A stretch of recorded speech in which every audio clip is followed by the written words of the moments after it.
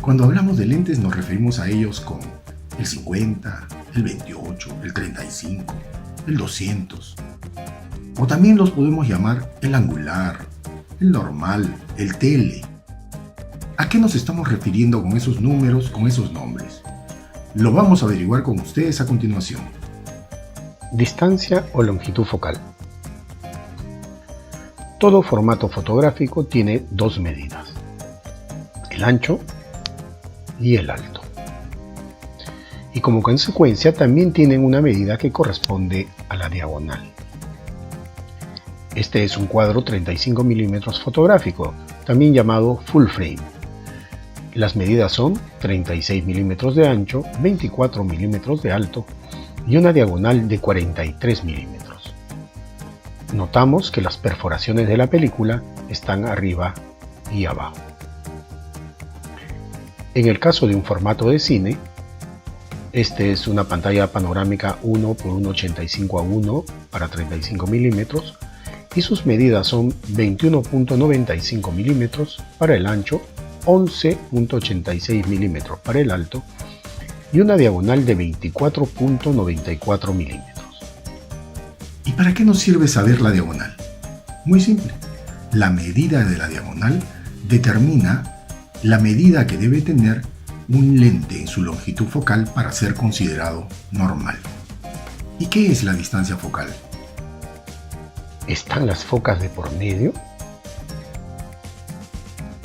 Y si hay muchas focas, entonces habrán distancias focales largas y distancias focales cortas. Pues me fui a averiguar en dónde están las focas y el resultado fue nada. Bueno, la cosa no va por las focas, pero tenemos un dato preciso. Todo lente tiene un centro óptico, que es el lugar por donde convergen todos los haces de luz. Si medimos de ese punto hasta el lugar en que se forma la imagen, es decir, el sensor o la película, esa es la distancia focal de un lente. Hay lentes que nos permiten ver las cosas más cerca, es decir, su ángulo de captación es más cerrado. Hay otros lentes que nos alejan las cosas, nos hacen ver como que todo fuera más grande, más distante. Esos lentes tienen un ángulo de captación abierto. Y hay otros lentes que nos permiten ver más o menos como vemos cuando miramos las cosas, con un ángulo cercano a los 45 grados. Esos son los lentes normales.